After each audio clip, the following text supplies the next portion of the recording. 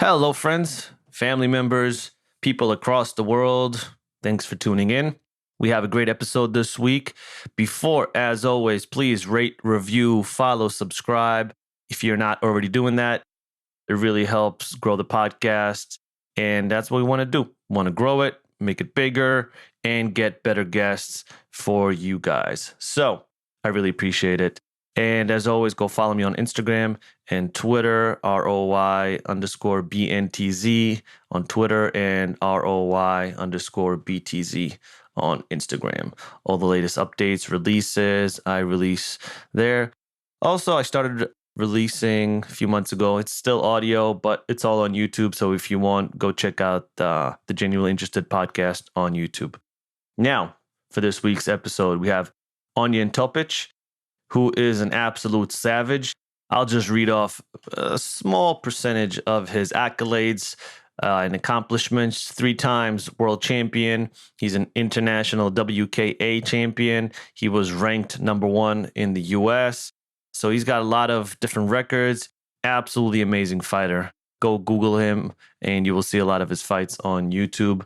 He was born in Bosnia, and then him and his family fled to Serbia when the war was happening. And at 9 years old, they left Serbia to come to the US. His story is one of perseverance, of overcoming adversity.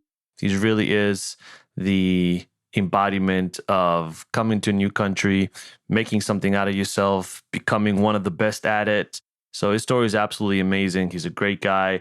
It was a lot of fun chatting and just getting to know him a little bit better. I've been watching his fights for many years, but I never got a chance to talk to him up until now. This is not only about martial arts. I think there's a lot of parallels that you can draw from this to real life, how to overcome adversity, how to achieve your goals, how to overcome pain when you're facing it. It doesn't have to be physical pain. It could be mental pain. So I think there's a lot of really valuable lessons and insights that you can take from this episode. And he was a lot of fun to talk to. So let's jump right into it. Ladies and gentlemen, Ognjen Topic. Enjoy the episode, everyone. The Genuinely Interested podcast.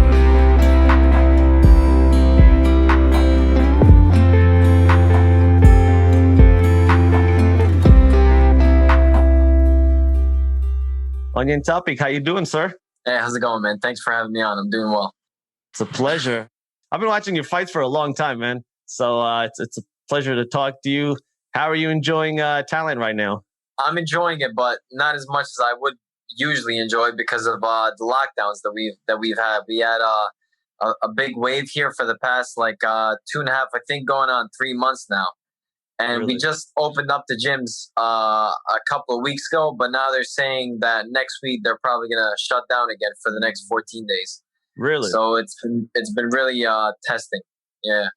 Well, that sucks. Because why? They've just had like a second or third or fourth wave or whatever they're on now? Yeah, third wave. Yeah. Wow. And it's across the whole country, or is it just certain areas? It's mainly in Bangkok right now. Okay. And that's where you are. Some areas are cleaning up. Yeah. It's funny because like most of the gyms in Bangkok, and I mean across the country, I guess, they're essentially outside. I mean, they have a roof of everything, but it's like it's like 4-way wind. It's pretty open. Yeah, but what can you do, man? This is the government's choice, so you gotta just follow it.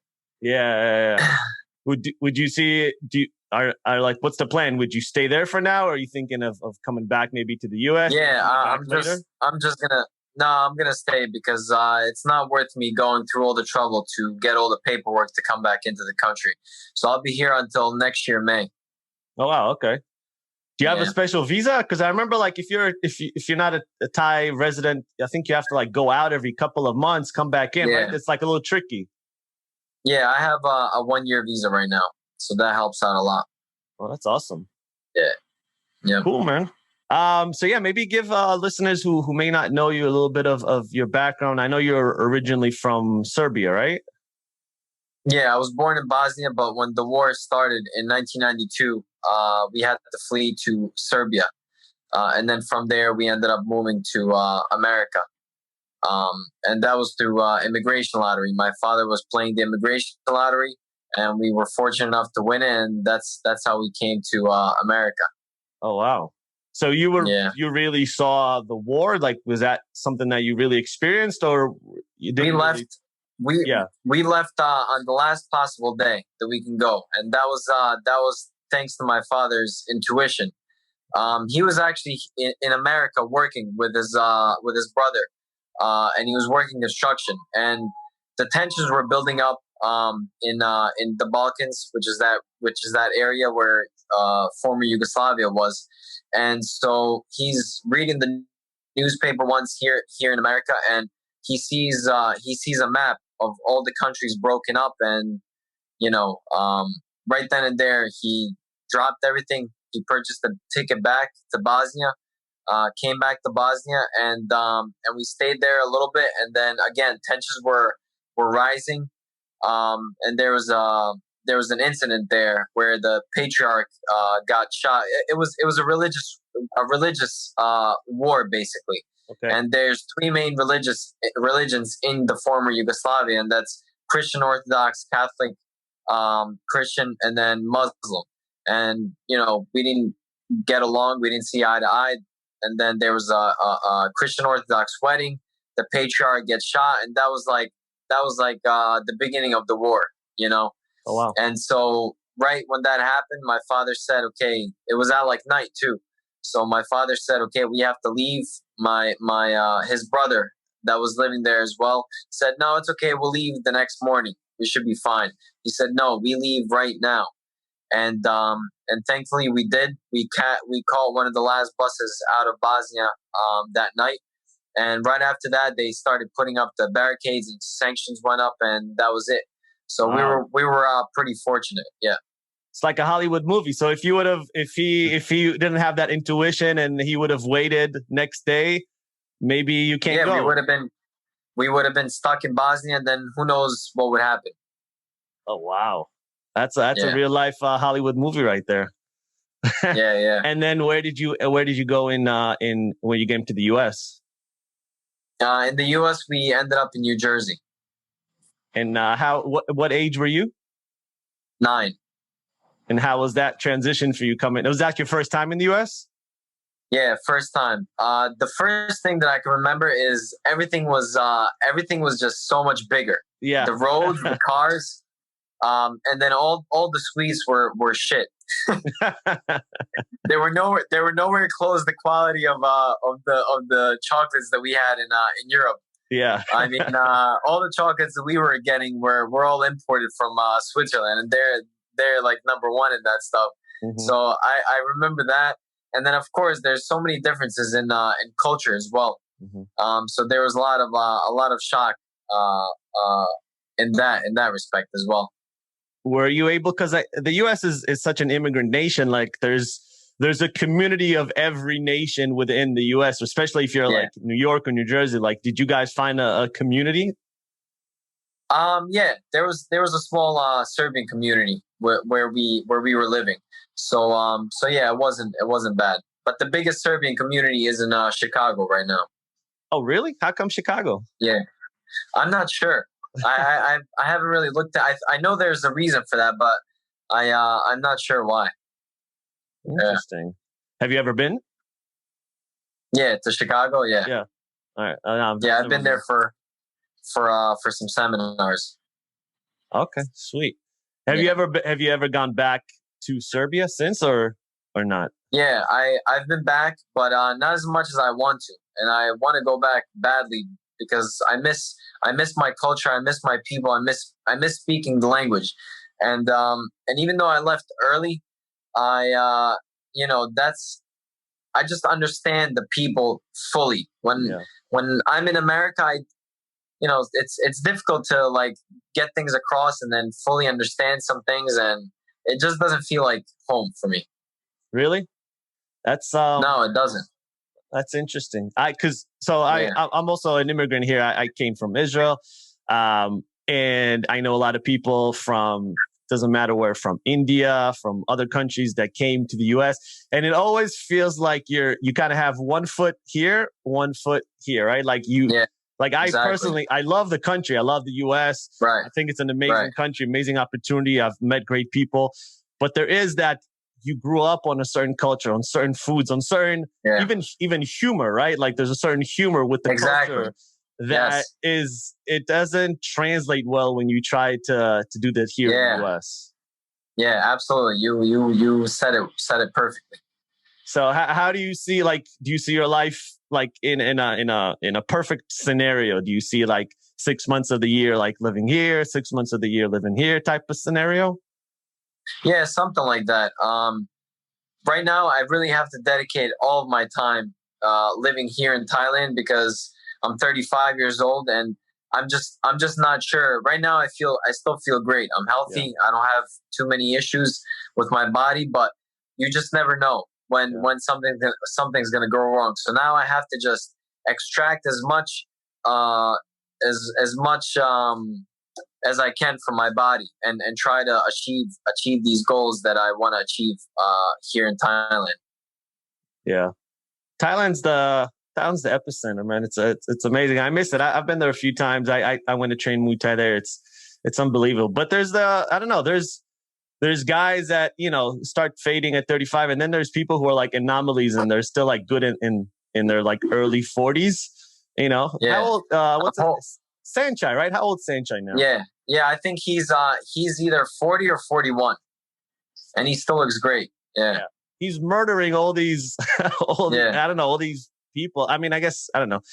He's really good. I think he hasn't lost a fight in like 8 years. Yeah, something like that. How was that experience actually fighting him? It was good. I learned a lot in that fight. It's funny. My coach in America always says that that was like a free private session that you had with him. So yeah, I mean, it was a great experience. I learned a lot in that fight. Yeah. Do you think sometimes you can? I don't know if it's a little cliche, but like you can learn more from your losses than from your wins. Oh, absolutely. Yeah. I'm always the type of person to try to learn no matter what, because again, I'm always trying to be as efficient as possible and extract as much as I can from the time that I have. So whether I win or lose, I'm always trying to improve. And even when you win, I mean, you're blinded by that emotional satisfaction of winning, but you still have to look deeper in there and try to find mistakes that you've made and correct those for the next fight. Do you like consciously do that? Like, let's say if I take an example, like Sanchai fight, like, do you, obviously it sucks to lose, but like afterwards, do you kind of sit, do you watch the fight, do you analyze, like, what happened? What did I do? How can I learn? How can I get better? Yeah, absolutely. Yeah. Oh, that's amazing.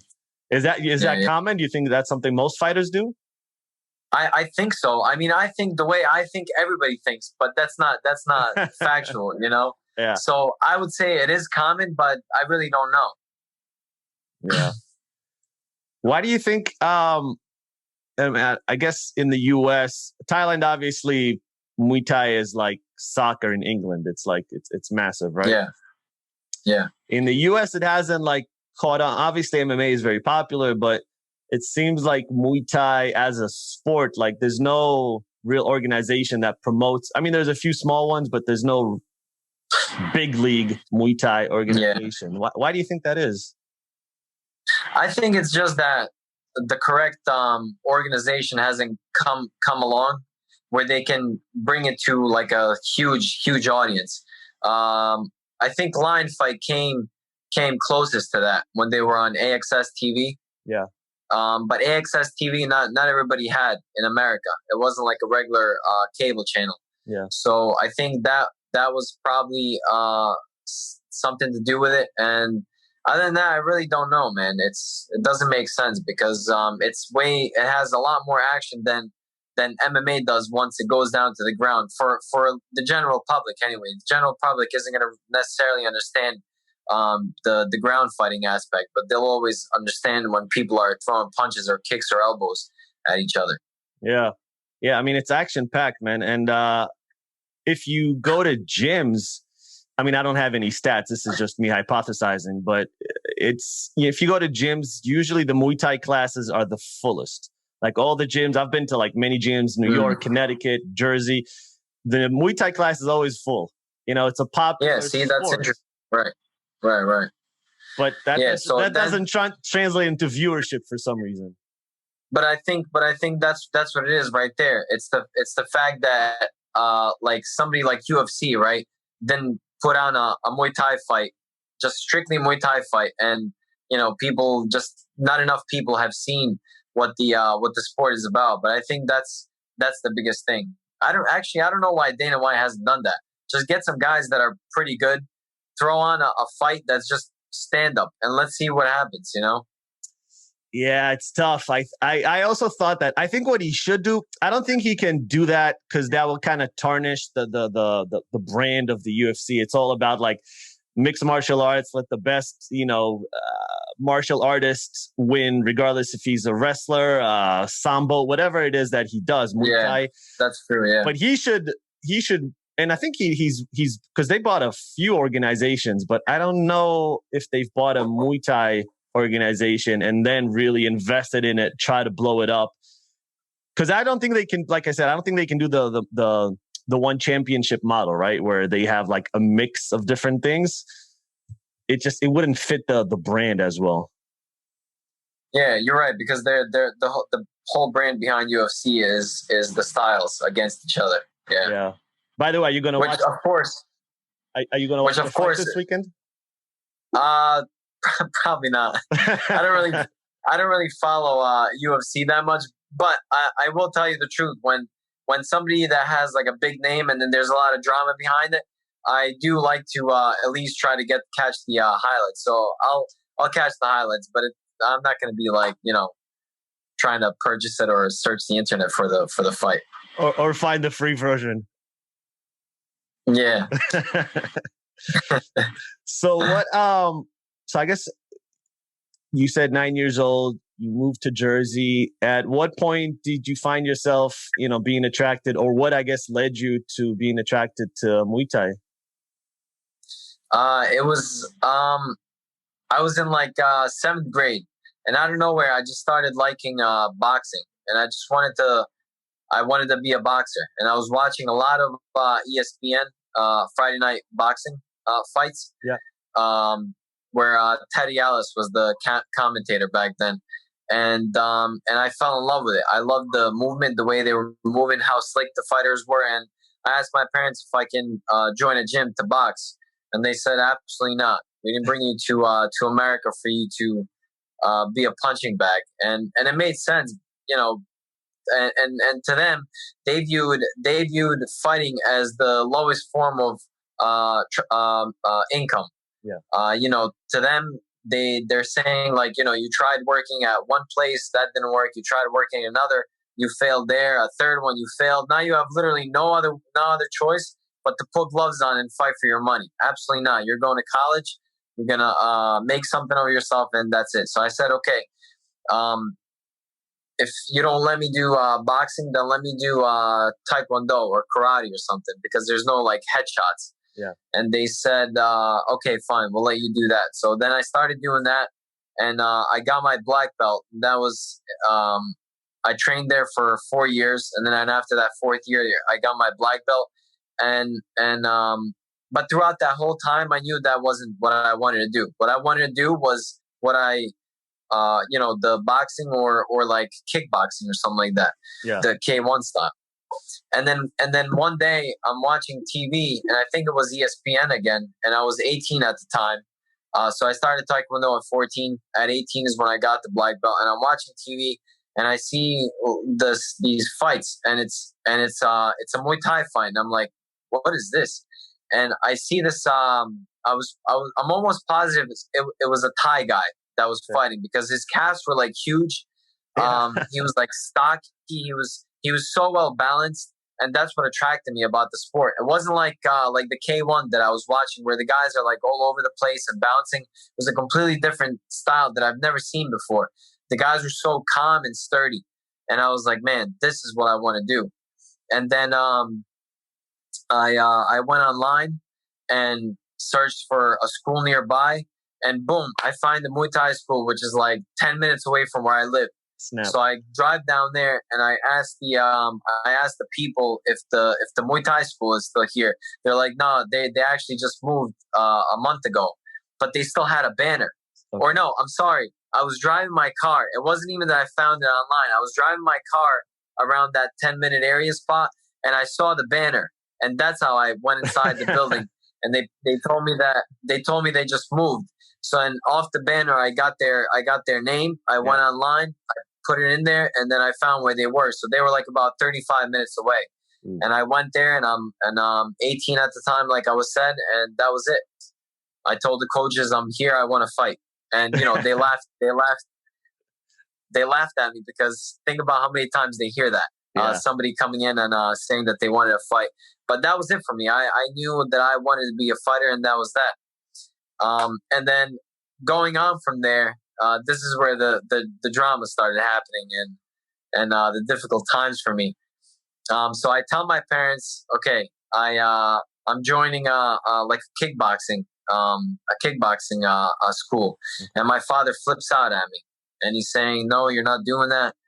It's too dangerous. You have like so many injuries to your head, because when I was a kid, I was extremely wild, and I split open my head like a bunch of times. And they just didn't want me doing that. So I said, okay, I'm not going to fight. I'm just going to train. That's it. But of course, I knew I was going to lie to them, because that was my whole objective, is to fight. Yeah. So they said, okay, fine. We'll let you train, but you're not allowed to fight. Okay, I'm not going to fight. So I was ready to fight like after about a year and a half, but I waited about 2 years. And throughout those whole 2 years, I'm like itching to fight, but I'm just trying to figure out and muster up the strength to lie to my parents, and how I'm going to lie to my parents. Because now, what if something happens to me in the ring and I come back home and I'm like all bruised up and messed up? Yeah. What am I going to say to them? So anyway, I go through with that, and I want to fight. And so the first fight I have is after 2 years, and that first fight, right afterwards, the promoter actually accused me of being a professional fighter. That's how well I did, because I was just obsessed about this, and all I would do was just watch film and tape on the Muay Thai fighters and how they were doing it. My coach gave me a Thai store that was nearby, and they were selling like tapes of actual Muay Thai fights. They would like record it every couple of weeks, and they would just leave it in the store, and you just go over there and you buy it. So I would buy like a few videotapes at a time every week, and I would watch those, and I was just obsessing over this stuff. And that's what led me to the promoter saying that I was a professional, and that I lied, because I was just studying what made these guys so great. And it was a couple of things: utilizing specific techniques, and not only that, which were simple techniques, and not only that, but being able to stay calm. That was like the biggest thing. And so now I have an amateur career behind me already. Mm-hmm. So now I have I would say 10 fights, maybe even 12, 13 fights under my belt. My parents have no idea that I'm fighting because I just. So you're not getting touched, basically. No. When that would happen, if I would get a bruise, I would usually the fights were all on Friday night. A Friday night, because I was fighting in New York City for Friday night fights, and so the fights were on Friday night, and then we had training on Saturday morning. So if I was to get a bruise or something, I would sleep over a friend's house, and then the next morning I would go training and then come back home, and then my parents would be like, "What the hell happened to your eye?" I'll be like, "Oh, it was just from training," and then that's how I would get away with it. And then my sister knew that I was fighting, so she was always hiding it as well. And then what happens is one of my cousins from England, he finds one of my fights, and throughout this whole time, I'm extremely careful not to put any information up on Facebook or YouTube. Instagram didn't exist at the time, and so somebody puts up a fight, one of my fights on YouTube. My father finds it, and or my cousin from England finds it. He phones up my father. My father flips out, and at this point, I'm still living under their roof, and we stopped talking completely for 4 months. So him and I are walking past each other in the house like we're both non-existent to each other. Why did he snitch on you? That was the difficult time. That's what I want to know. But I don't talk to them. I don't talk to them anymore because of that. And that happened. I don't know, like 15 years ago, probably 10 years ago. Oh wow, you haven't talked to your cousin since? That's one of the. No, I could care less about him because of that. Because he could have just came to me and said, "Hey, man, what are you doing? Your father brought you to America, and look what you're doing yourself." And I would have explained to him why I'm doing it. Maybe he would have understood better, and maybe he would have just kept his mouth shut. Yeah. But he knew what he was doing. He was doing it on purpose, to sabotage what I'm doing. So me and my father stopped talking for 4 months, and I have a big ego. My father has a big ego because he was an athlete as well. Back in Bosnia, he was a professional soccer player, and he obviously realized that I'm not going to approach him and talk to him. He's not going to approach me and talk to me. So we kind of just like start communicating again after those 4 months, and things go back to normal. And we never like bring any of the stuff up again, the fighting. So obviously he's not stupid. He knows that I'm still doing it behind their back, and I'm just doing my best to hide it and keep it away from them. Yeah. So then I have like another 10 fights under my belt. And after 20 amateur fights, now I'm turning pro. So I have about like three professional fights, and then like I'm just like sick of living this double lifestyle of lying to my parents. Christmas of January 7th, which is the Orthodox holiday, I sit both of them down, and I basically gave them an ultimatum, and I said, you're either gonna support me. This is what I do. This is what I love doing. It's obvious that this isn't like just a hobby. It's a profession now. So you're either going to support me, or this is the last day that you're gonna see me. And I was prepared that day. I had no plans of going anywhere. But I was prepared that day to pack whatever I needed to pack, and I was gonna leave right there to pursue this dream that I had. And I knew my mother was gonna succumb to my pressure, and she was gonna support me no matter what. But my father, I really wasn't sure. I thought that he was gonna definitely either support me, or he could have said, "Okay, pack up your stuff and get out of my house, and that's it. I'm never gonna see you again." Yeah. But fortunately, he agreed.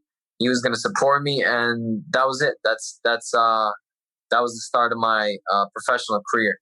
And mind you, during this time, I've already finished college. Yeah, I've done the college. I became a graphic designer, and I was already working for a graphic design firm. So I was already established as somebody successful within the graphic design. Yeah. But this was just something else that I was doing, and that I needed to continue working on. So Muay Thai was like your side hustle for a while you were working as a graphic designer, essentially. Yeah, it was like a side hustle, but that was my main thing. Yeah. Nothing was able to come close to that. So with my graphic design job, since I was on a salary, my bosses, even though they were extremely fair and they were very cool guys, and they're still my friends. They were my friends then. They're still my friends, and they understood what I was doing. And so when they would need me to stay longer, I would tell them, no, I can't. I have to go train. It's I'm either gonna have to pack everything within those 8 hours, or I have to put it on to the next day. And they understood that, and they supported me. So, what if they said like, okay, no, we don't like that. You're gonna get fired. I would have risked getting fired, because again, I was so obsessed and focused with Muay Thai and achieving the goals, and that nothing was gonna stop me. That's amazing, man. And how is it with your dad now? Is he on board? Is he your biggest supporter? Yeah, he's the biggest supporter right now. That's always how it is, right? The ones that like give you the most resistance early on, and biggest supporters later on. Yeah. And he, anytime I have a fight that's within that New Jersey, New York area, he always comes and watches. But my mother has never seen any fights, and I don't blame her. I completely understand from her perspective. she just wants to know the results. She doesn't want to see the violence. Yeah. And whether I win or lose to her, she's always proud. How mothers are. So why graphic design? Is something that was just like to pay the bills, or is that like also a passion that you had? No, that was also a passion, and I've been an artist since I was a little kid. I was always drawing, and one of the right before I went into high school, I went to a technical high school. I chose specifically a technical high school, which was another like 30 minutes away from where I lived. I didn't go to the town high school because I didn't like what was happening. A lot of the kids were getting into alcohol and drugs, and I just saw that there was no future for me there. Yeah. And so I wanted to choose something that was going to prepare me for college. And that was the best thing was to go to a technical school. And I knew I wanted to do something regarding art because that was my passion. So I chose to do graphic design. And then before I went into college, I actually wanted to be an oil painter Really? to do paintings. Yeah, that was something that I truly loved. But I had to be honest with myself, and I was asking myself questions: how hard do I really want to work at becoming one of the best, if not the best, oil painter in the country or in the world? Because let's face it, that's like a dying art as well. I mean, there isn't too many people who are buying art pieces. That's like at the highest echelon, people are spending tens of thousands, hundreds of thousands of dollars on paintings.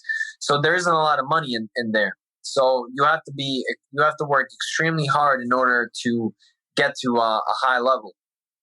And the answer was no. I don't want to work that hard at becoming the best artist. So what was the next best thing for me? It was graphic design, because that's something that's not going to go away ever, because everybody needs graphic design.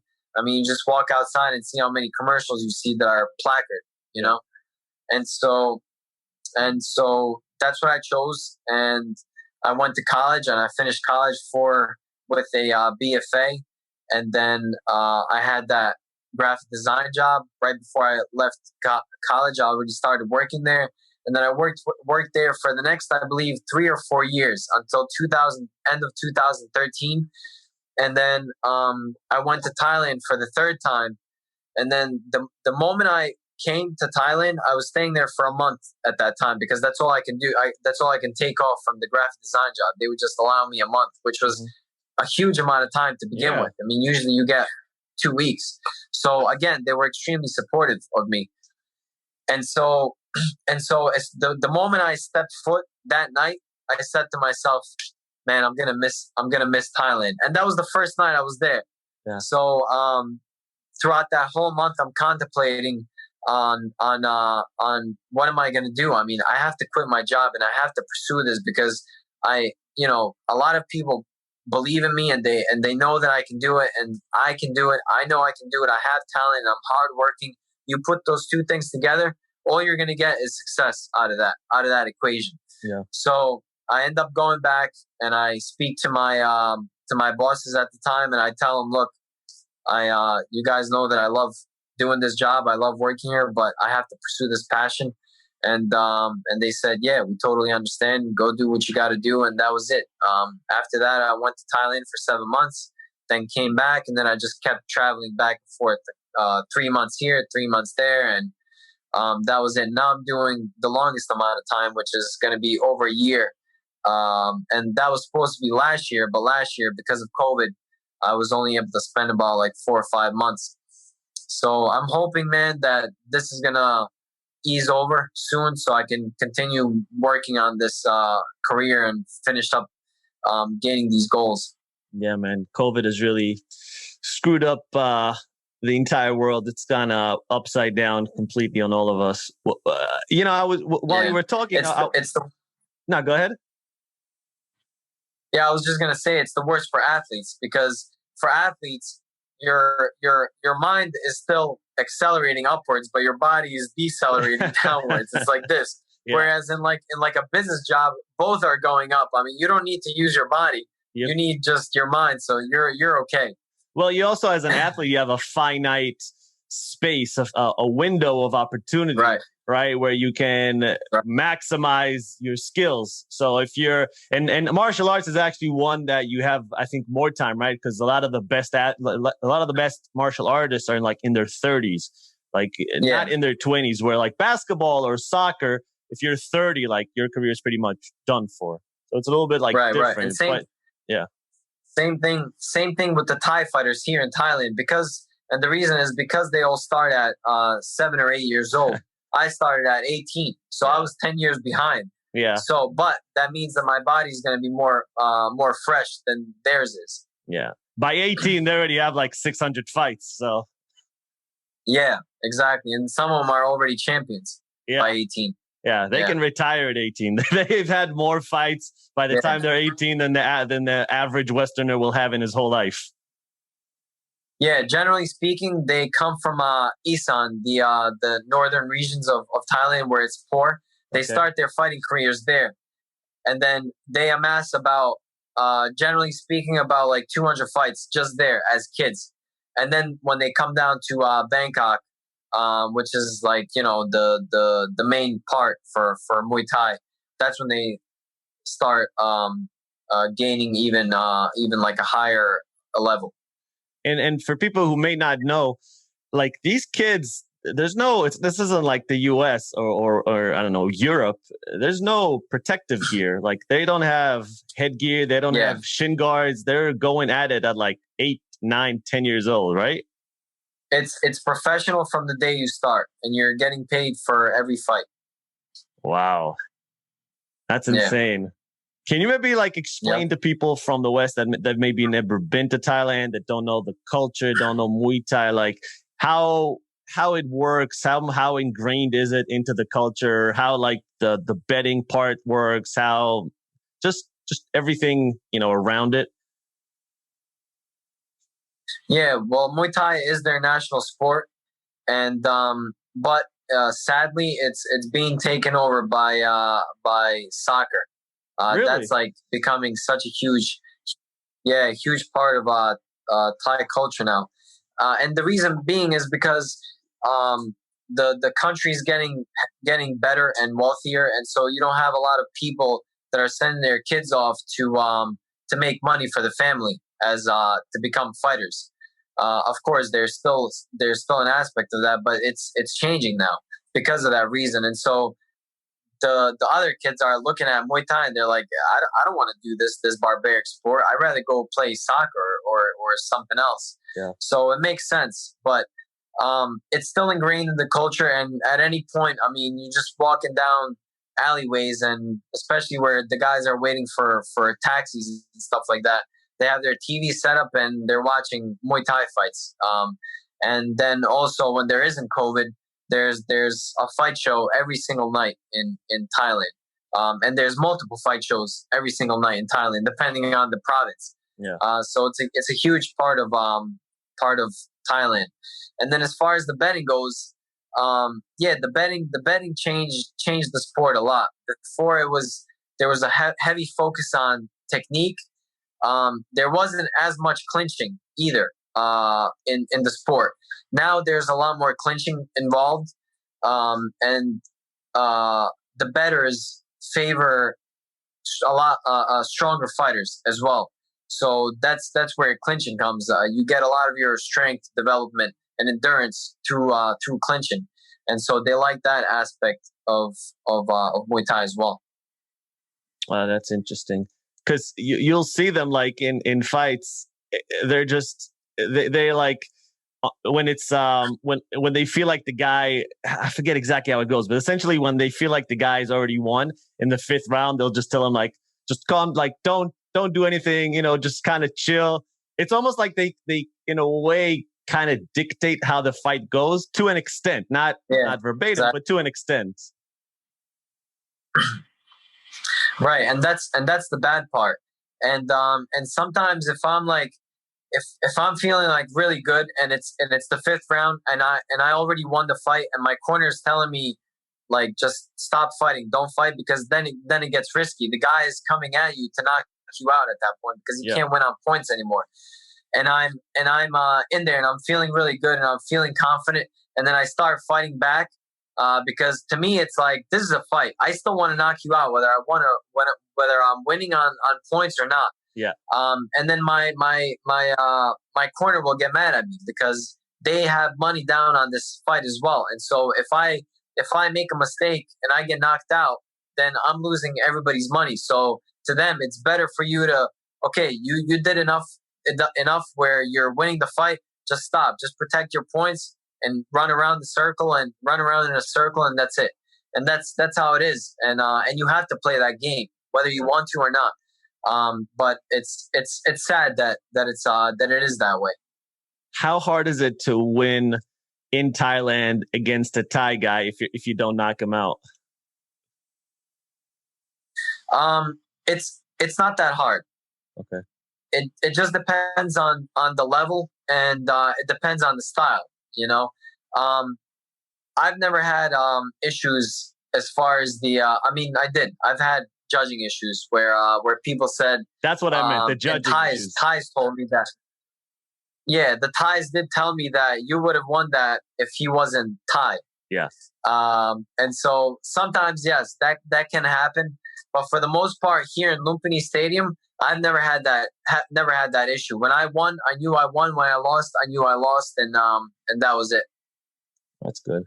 Do you get sometimes when I feel that when I'm sparring, where you kind of feel invincible. You're like, oh, I'm really good today. Like no one can touch me type thing. Like, do you get that in a fight where you're just like, dude, I'm invincible today. I got this guy's number. Yeah. Like, I got the upper hand.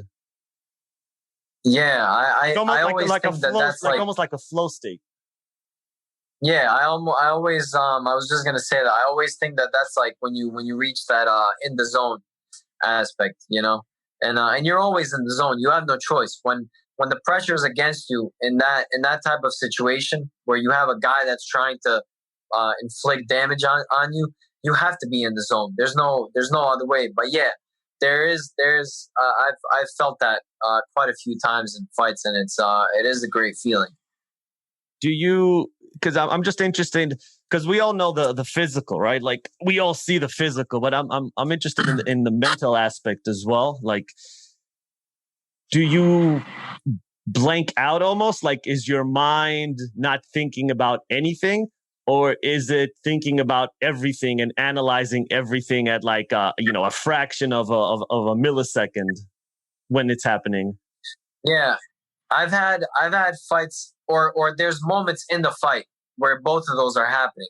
Like you were saying, there's some times where you're just like flowing, and your body's just reacting to what you've learned to that situation. Like let's say your opponent, I don't know, kicks you with his left kick, you block here, you come right back with a right kick. I mean, that doesn't take any thought. That's just literally you reacting the way you've been training in the gym. And then there's parts where you are thinking like, okay, I noticed that he keeps dropping his right hand every time I throw that jab, so let me try to go for that fake, throw a left hook, and then finish it off with something else. Or maybe you're throwing like single punches, and you say to yourself, you know what? I think if I step it up and throw another 2 punches after that first punch, I think I might be able to knock him out. Yeah. So there's a lot of mental stuff that's going on as well, where you are thinking. Yeah, I think that's fascinating. There is like you said, that reaction, right? Like I've gotten kicked in that particular area. I know exactly what to do. But then there's also like getting a read, right? There's getting a read on your opponent. You're like, okay, I see. Every time I'm throwing this, he's doing this. Every time I'm throwing this, he's doing this. Yeah, exactly. Third time, bam, you hit it. Yeah, exactly. Yeah, I love that. How much do you think is, mental versus physical in the fight? Like, well, percentage-wise, if you had to guess. A lot. I never like doing the percentage thing because who actually can know? Definite. Yeah. But if I have to put my finger on it, I'll say like, I don't know, somewhere in the 90s. It's got to be like 90%, 95%. Really? Yeah, it has to be. Yeah. I mean, as long as you're in shape and you get to that level where you can withstand the punishment of 5 rounds of fighting, then the rest is like it's gonna be all mental. Yeah, because I mean, if you're a savvy professional fighter, not only have you had X amount of fights, you've had endless amounts of hours in the gym, endless amounts of hours sparring. Like the technique, you could do it in your sleep, right? It's just like, how Yeah. do I overcome this guy that's maybe taunting me, right? Like a Sanchai rate. Like you're like, oh, how do I hit this guy? Every time I'm trying to hit him, he's cutting corners. He's on the other side. He's doing this. He's doing that. Yeah. Like a lot of that stuff, right? Right. Exactly. That's interesting. That's the stuff. That's the stuff that's truly difficult. That's the difficult stuff, not the physical.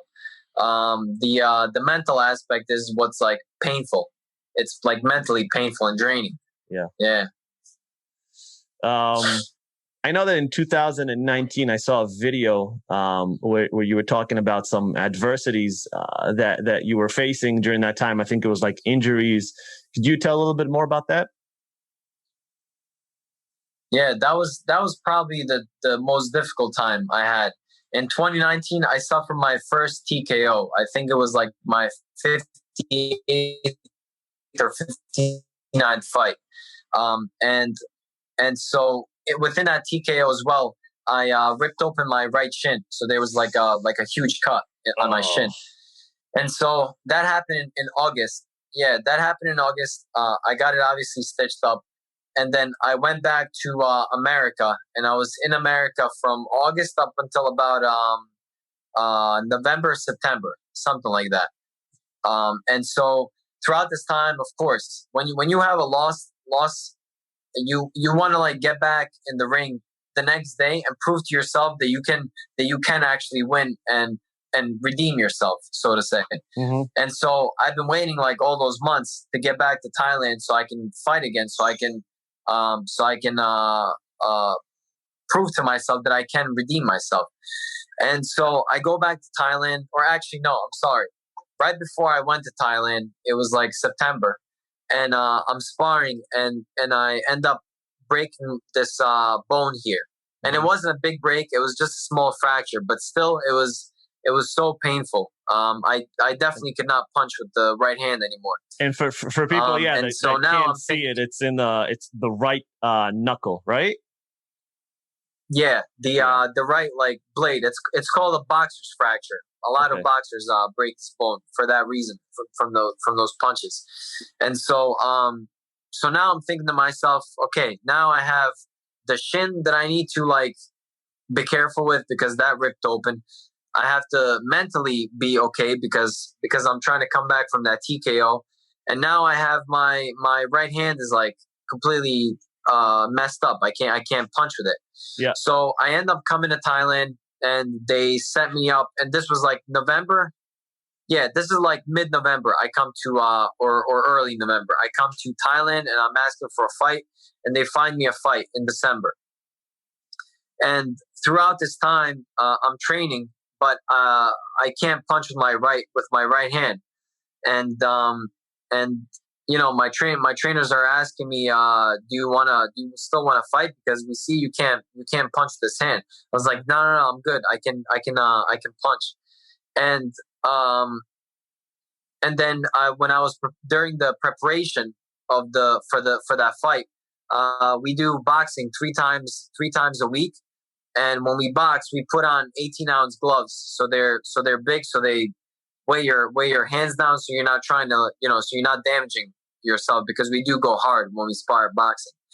And so because I can't use my right hand to punch with, I was just doing 3 rounds, and every round is 4 minutes. So I was doing 3 rounds, 4 minutes, just literally using my left arm because I didn't want to hurt my right hand. Yeah. And for me, it was like, okay, I can't use my right hand, but I'm always thinking like, how can I challenge myself? So you know what? Let me perfect my left hand. So then in that next fight, my left arm is going to be incredible. Mm-hmm. So while I'm doing that, I was doing it for like a week, 2 weeks. and all of a sudden something goes in my neck, a nerve, and now I lose complete strength in my left arm to the point where I could not even do one push up. I literally could not push myself off. That's how much that nerve was blocking the muscles. Yeah. So now it was like about 2 weeks before the fight, and again my coaches are asking, like, when we're doing the pad work and we make a mistake, they make us do push-ups during the round. Okay. So they tell me to do push-ups, and I'm like, I can't do a push-up. And they're like, what's wrong with you? And I'm like, I hurt my nerve. I can't do anything with it. And they're like, do you want to take this fight? And I said yes, because to me, I waited since August to prove to myself mentally that I can overcome this. Yeah. Or not only overcome, but that I can redeem myself. So there's no way that anything's gonna stop me from doing that, from taking this fight. I don't care if I'm limping in there with one leg. So now the fight comes, and again, I have the shin that I have to think about because obviously it's healed. It's been a while, but you just don't know what can happen. And actually, I thought that it was gonna be healed because when I was hitting the pads, everything was fine. My shin never like ripped open again. But the biggest issues was my right hand and then my left arm, because I wasn't able to do much with it. So I go into the fight, and of course I'm still feeling confident in my abilities. And the first round, in the first minute, I go for a low kick. He blocks. My shin just splits open in that same spot. So I didn't notice it during that first round, but when I come back to the ring, I'm looking down, and there's like a pool of blood down my leg, and I'm like, what is going on? So I look over, and my shin is like, I see the bone, the white part. Yeah. So now I'm fighting against an elite level fighter, with no right leg, with no right hand, and minimal use of my left arm, and it's like third round now, and I'm losing the fight, and I don't know. I don't want to make an excuse and say it was because of all this stuff, but who knows? Maybe it was. But he was very, very good. He was extremely good. His timing was like on point. But I'm losing this fight. So now fourth round comes. I'm still losing the fight. So now there's absolutely no way for me to win this fight on points unless I knock him out. The only way for me to win is if I knock him out. So the fifth round comes around, and I'm just like stalking this guy, and I'm a madman. There's like no quit in me. I have to stop this guy by all means. And I knew I was going to do it because when you're in the fight as a fighter, it's almost like we have like another sense. It's almost like we're a psychologist, like where we can read how the fighter is feeling, because we've felt that too at some point. So we can read the mind, and we can see by their body language how they're feeling, because again, we've been in that situation plenty of times. Yeah. So when you're draining the guy, and when you're wearing him down, and when you have him hurt. So I'm going to the body, and I know I'm breaking him down, and I catch him with a hook, and I just miss it by like inches. So I'm still trying to throw that hook. I keep throwing that hook, and then bam, I step in. I come in with the perfect hook, and I knock him down, and that was it. The fight was called off there, and I win the fight. Yeah, that's awesome, man, dude. Yeah. That's an insane story. Yeah, I have a couple more like that, but yeah, that was a difficult time, definitely. Where do you get that extra gear, man? Where you literally like half your body? I love that, like half your body's broken, and you're like, I don't want to make excuses. Like the average person, like if they break a fingernail, they're like, oh no, my fingernail. Like half your body's broken, and you're still not making excuses because of your broken body. That's amazing. But like, where's that extra gear, man? Like legs busted up, hands not working, shoulders cracked. And in spite of all that, it's almost like going against evolution, right? Like on an evolutionary basis, like we need to preserve ourselves. You're doing the opposite. You're putting yourself in harm's way. You're putting yourself into the fire. Where did that extra gear come from? Yeah, I'll go into that. That was a good point with the evolution. I'll go into that right after I answer the first question. But Sure. I think it comes down to not looking for excuses, but finding solutions to something. So when something happens to me and I fail at something, I always look at it not as a failure, but as just like another challenge that I need to overcome. So that's how I see it. So again, for me, when I broke my right hand, I kept saying to myself, okay, this is a perfect time for me to work on my left arm and perfect the left arm. Now I messed up my left arm as well, so I had to just figure out another way. I mean, for me, it's just having that end goal, and I think when you establish the end goal, which is for me to be a champion here in Thailand, when you establish that end goal, then you're gonna do whatever it takes to overcome whatever is between you and that end goal. So between me and this end goal was this fight here in the middle. So I have to overcome whatever's in there. So whether it's pain or basically pain or you not being able to use your body fully, I was gonna do that no matter what. I mean, the only thing that's gonna stop me is obviously if I break my leg or something like that. Then I'm sure that's what can you do at that point? But I mean, you weren't far from it. Yeah, if it's something to do with pain, then you can always overcome that. Which brings me to the next point of the evolution and how we're built to deal with pain and suffering. Okay. And we are naturally. I don't think we are like we're not supposed to be dealing with that. We're supposed to just turn around and run the other way. Yeah. But we can deal with it. We have the ability to deal with pain and suffering. So for me, it's not about the difference. The thing that makes a difference between, let's say, a fighter like me and let's say a great fighter and an ordinary fighter. The difference between those two guys is something along the lines of when I get hurt, I'm gonna figure a way around, and I'm gonna deal with that pain, and I'm still gonna excel. Whereas this guy is gonna quit. He's gonna say, you know what? I'm just gonna quit and call it a day, and I'll live to fight another day. Whereas for me, I'm gonna fight through that at the best of my ability and continue to succeed. So in my last fight that I had a couple of months ago here, I got hit with two really hard knees right into the liver. And for the listeners that don't know what a liver shot feels like, it's like your whole body shuts down. And the worst part about it is you cannot breathe for the next probably 20 to 30 seconds. You need that amount of time to recuperate in order to get your breathing back. And so the first thing that pops into my mind when he kneed me, and I think it was in the third round, is okay, I gotta just quit. I just want to drop to the floor and quit. And then within that split second, I go back to what I promised myself, which is I will never let another man down me by a body shot. Yeah. So what do I have to do? I have to figure out a strategy how I can withstand that pain and continue on in the fight. And then after those 30 seconds where you recuperate and where you figure out the strategy how to overcome that, then you're going to be good. And I went on to the fourth round to knock this guy out. Wow. It was a TKO. So imagine if I quit in that second or third round, whenever that happened. I mean, I would be so disappointed in myself. So there's no way that the pain of that liver shot is way easier to deal with than the mental aspect and the mental pain of me having to carry that burden of being disappointed in myself. Yeah.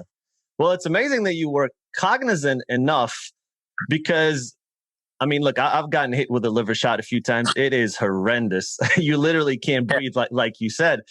And the fact that you're in a fight, the fact that you got hit, you're in pain, there's crowd, there's noise, there's money involved, there's all these different aspects, a lot of going on, but you're cognizant enough to say, don't quit, take a deep breath, fight through this. And then victory is on the other side of this. Yeah. That's amazing, man. Yeah. You just have to have a no quit attitude. And that goes for anything. If you're a businessman and something happens at work, if you own a business and something happens, I mean, if you're just passionate about that, then you have to figure a way out. And even if you're not passionate about, again, the end goal is the only thing that counts. Like let's say you have a business, right? And the business fails, and to be honest with you, maybe, or to be honest with yourself, maybe you hate having that business. So in your mind, you're like, I'm so happy this business failed because I hate this job. Yeah. But what's the end goal? Maybe you have a family with 2 kids that need to be supported. So what are you going to do? You're going to quit? No, you're going to figure out a way how to make that business thrive again in order to have that end goal, which is your family, thrive as well. Maybe you can quit that job and go on to doing something else. But that end goal is the most important thing. And like I said, it doesn't have to be necessarily something that you want to achieve as far as like a title goes, like I do. Maybe it's literally your family, that you have to support. Do you think it's good that you brought that up, because I actually wanted to ask you. It seems like a lot, or again, I don't know a lot. I don't like throwing out stats that I'm not definite on, but many, let's say, athletes, when they finish their career or even during their career, they become business people. And to your point, I wonder if there's a lot of parallels that you can draw from being an athlete to being a business person, right? Like one is obviously more physical than the other, but it is that end goal, and how do I survive, and how do I push through, and how do I make this a reality? And obviously martial arts is harder than other sports because you're getting physically hit, but still soccer, basketball, it's still difficult. Like you still have to go train, and you still have to put a lot of hours in, and you still have to play. I wonder if there are, like, how many parallels do you think there are that you can draw from sports, specifically, obviously martial arts, because that's what we're talking about, into real life that can help you, become better?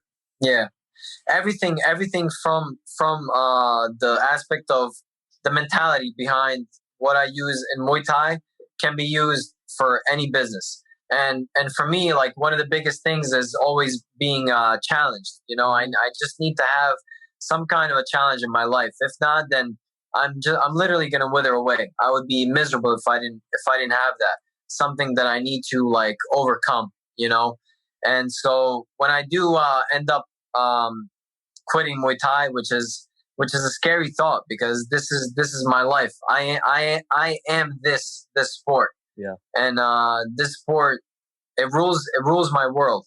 As much as I don't like to say that, but it's the honest truth.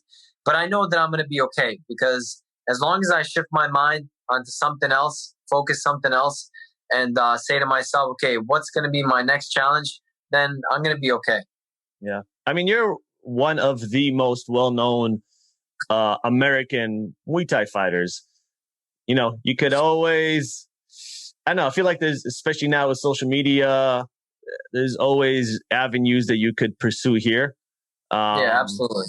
And maybe also bring more exposure to the sport here in the US, maybe try to grow it here. Yeah. It's always an opportunity. Yeah, because exactly. there's so many athletes, right? Like you see this in MMA, basketball, etc. They leave the sport, but like you said, they still love the sport. So they become commentators, they become, agents. Right. They still want to have that because they love it so much. So they want to be a part of it. Right. Yeah. Yeah. How does it feel? Because so you're right now, you're signed to one championship, right? Yeah. Although I told them that I'm not going to be able to fight for them right now, because my focus is strictly on fighting here in Thailand, Lumpini Stadium. Okay. So yeah. Right now you're not fighting with one. Yeah, not right now. How does it feel fighting with those 4-ounce gloves versus what do you fight in Lumpini, like a 6 or 8 ounce? 8-ounce gloves. Yeah. 8 ounce. It's definitely different, because there's a couple of different aspects. Number one, it's easier to hurt your opponent because of the small amount of padding. Number two, the cuts are a lot more prevalent with the small gloves. And then the worst part is the injuries that occur. So you can injure your hand a lot easier. And these are some of the reasons that I don't want to fight for one championship while I'm focusing here on Lumpini Stadium, because it's so much easier to injure your body. Like I said, you can break your hand a lot easier. The eye pokes, which is something that freaks me out the most, because I have astigmatism on this eye. So that means that my eyeball is misshaped. It's shaped like a football instead of like a round sphere, and so my depth perception is completely off, and everything is like blurry on this side. So if I was to lose this eye, then my career's over. My design career's over. My Muay Thai career's over, because this eye is useless for me. Yeah. So I'm afraid of the eye pokes, and those are the things that are limiting me from going into continuing on to fight for one championship for now, at least. I honestly don't know why they have that, to be honest. Like, I could see the benefit of open gloves for MMA, right? You have the grappling, you have the ground, all that stuff. But if you're doing strictly Muay Thai, if you're doing strictly Muay Thai, because you're a striker, you're probably punching harder than the average MMA fighter, right? Because MMA, they're doing a whole range of different things. It's not only striking. So, like you said, more opportunity to break some bones in your hand. And then on top of that, like, I understand like the aspect of the 4-ounce, but like the open gloves for Muay Thai, I just don't see the benefit. Like, for me, I hate seeing those eye pokes. It's horrendous. It's absolutely horrendous, man. Yeah, it's very scary. Yeah. Yeah. What? Yeah.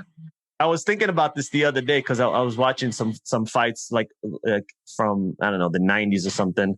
And if you could fight like a retired fighter, like John Charles, Skarbowski, or Ramon Decker, Samart, Bakau, or I don't know if Bakau is actually still fighting, but are there like ones that you would wish you could have fought at their prime?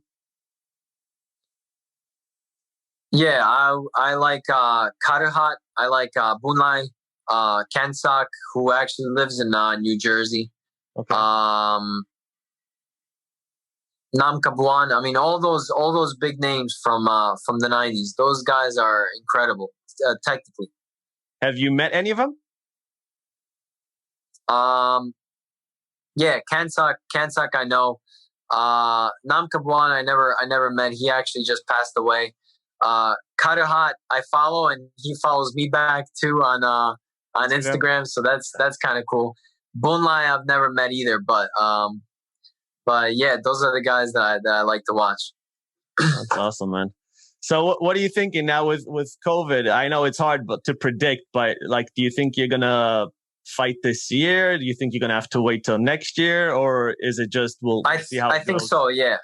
I think I'm going to fight this year. They were saying that I was supposed to fight either end of this month or early next month. But now they're saying that they might lock down the country again next week for the next 2 weeks. So I have no idea, man. I'm so sick of this, and I'm hoping that I was hoping that this was going to be the last lockdown like a couple of weeks ago, but it's obviously not going to be. So I don't know. Yeah, it's a tough time, man. Here, I know you have visa issues, but right now in the US, it's pretty good. If you ever want to come back, stay here for a while.